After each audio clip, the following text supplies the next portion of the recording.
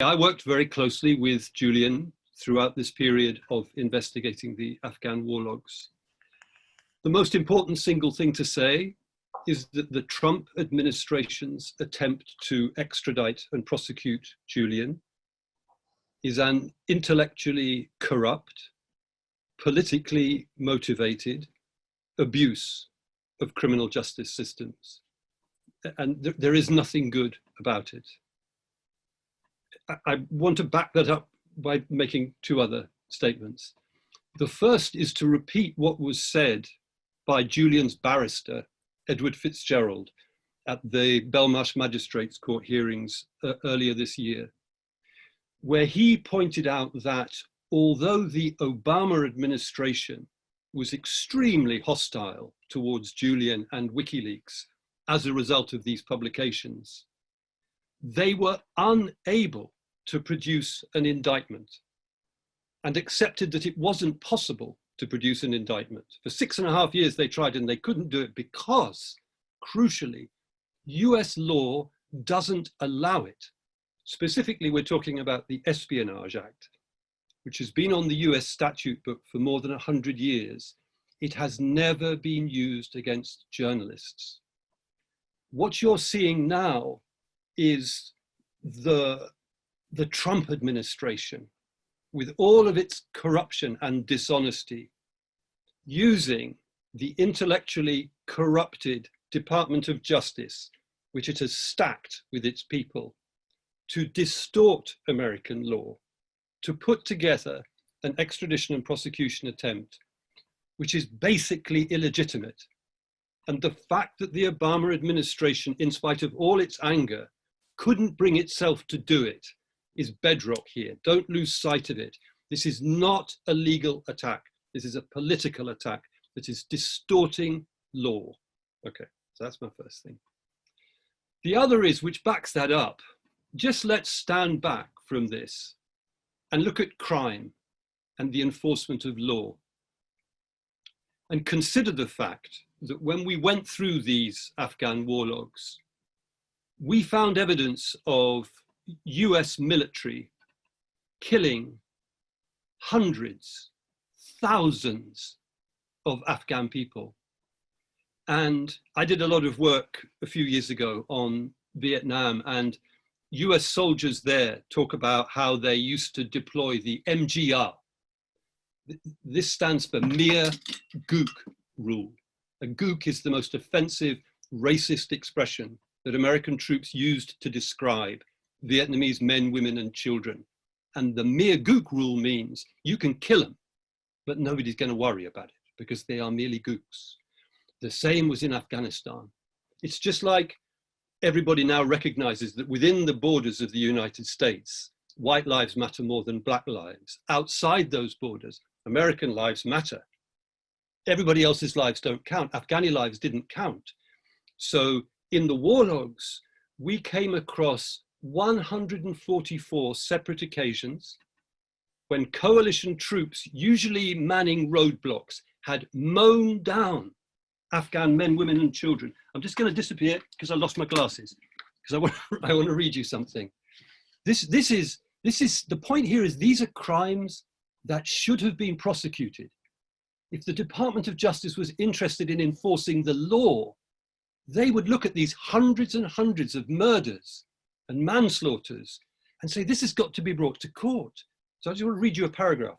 This is from one of the stories we published at the time, based on these 144 different incidents we found of men and women being mown down, and children, at roadblocks, killing 195 people and wounding 174 others. There were probably more, but that's what we found.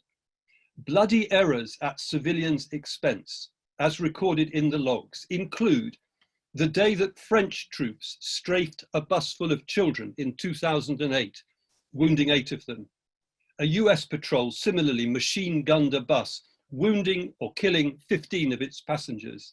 In 2007, Polish troops mortared a village, killing a wedding party, including a pregnant woman. Apparently this was a revenge attack because the Polish troops were angry. How many people did the US Department of Justice charge with murder? 0, 0, 0, none of it. But here comes Julian, the journalist who's publishing, who's helping us to publish the story, and they go round the world and spend hundreds of thousands of pounds to get him. How dare they call themselves the Department of Justice? And there's another element which Christian referred to, which is this outfit that the US military in Afghanistan set up called Task Force 373. This is a unit whose job is to kill people, or to be a little bit more explicit, to murder people. It's all bureaucratized in the way that the US military likes to, so that in Washington, they had this nice little group of people called the Joint Targeting Working Group.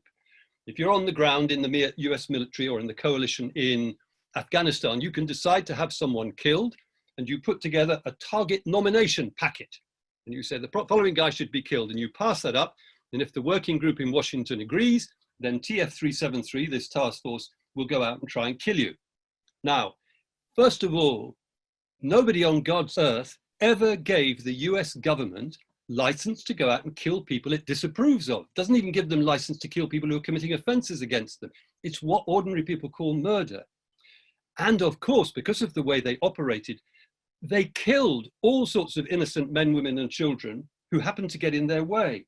So we found an incident in the logs where this task force set into a village at night to try and kill a particular person. Somebody in the distance shone a torch. They opened fire. They killed 7 people and injured 4. But when they went to investigate, they discovered that all of the 11 people they'd shot were Afghan police officers on their own side.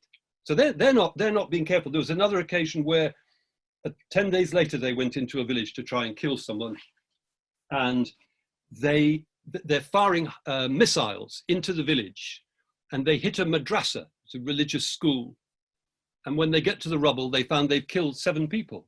All of them are children. One of them was still alive with its mouth full of dust, and they cleared out the dust from its mouth, and 20 minutes later it died. It has killed 7 children. Nobody gets prosecuted. I just want to read you about one other attack where they went into a village very near where they killed the 7 children. And they believe there are Taliban active in the village. This task force 373 goes in to kill them, and they call in air cover, and they drop these enormous 500-pound bombs on the village. The end result of this was 2 teenaged girls and a 10-year-old boy wounded.